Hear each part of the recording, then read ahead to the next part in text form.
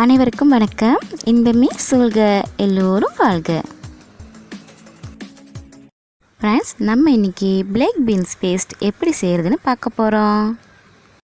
அது மட்டும் இல்லாமல் நம்ம பிளாக் பீன்ஸ் வச்சு ஒரு புதுவிதமான ஒரு உணவை தயாரிக்க போகிறோம்.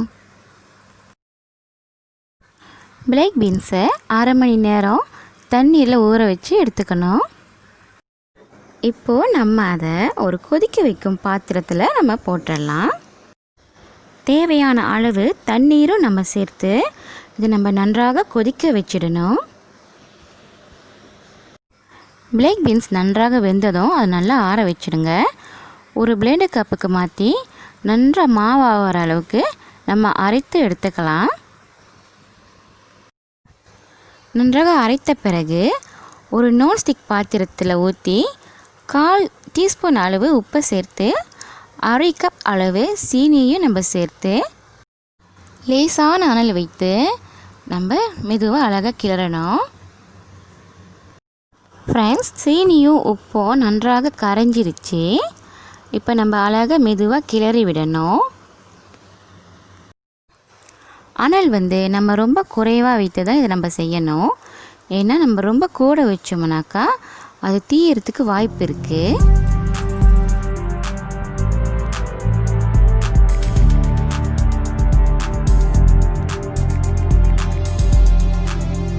பாருங்கள் ஃப்ரெண்ட்ஸ், இந்த மாதிரி நல்லா திக்காகணும்.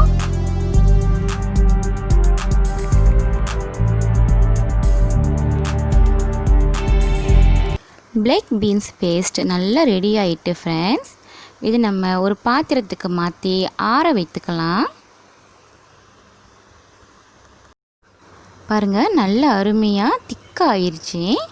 இதில் நம்ம 6 உருண்டைகளை நம்ம உருட்டிக்கலாம்.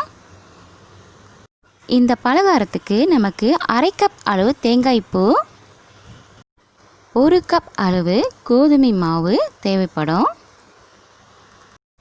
முதல்ல நம்ம மாவை நன்றாக சலித்து எடுத்துக்கலாம். இப்போது அதில் 1/4 டீஸ்பூன் அளவு உப்பை நம்ம சேர்த்து நன்றாக கிளறி விடணும். 30 ml அளவு நான் எண்ணெய் எடுத்து வைத்திருக்கேன். இப்போது அந்த கலவையில் அதையும் நான் சேர்த்துக்கிட்டேன். இப்போ ஒன்றாக கலந்து நன்றாக மிக்ஸ் பண்ணி விடணும். ஃப்ரெண்ட்ஸ், நமக்கு 1 கப் அளவு மாவுக்கு 50 ml தண்ணீர் தேவைப்படும்.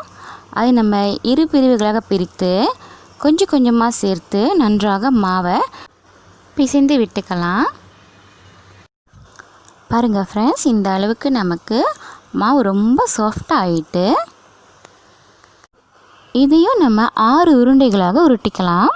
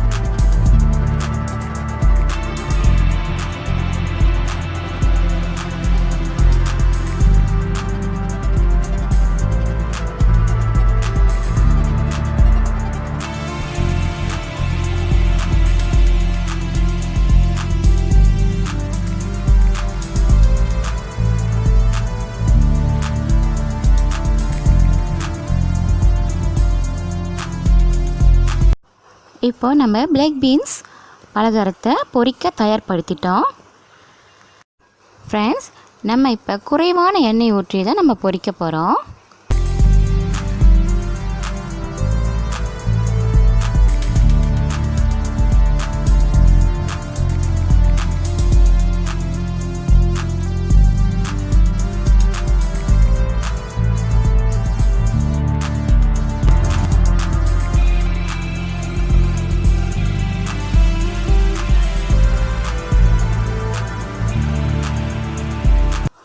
இந்த அளவுக்கு பொன்னிறமாக ஆனவுடன் நம்ம இதை ஒரு பாத்திரத்துக்கு மாற்றிக்கலாம்.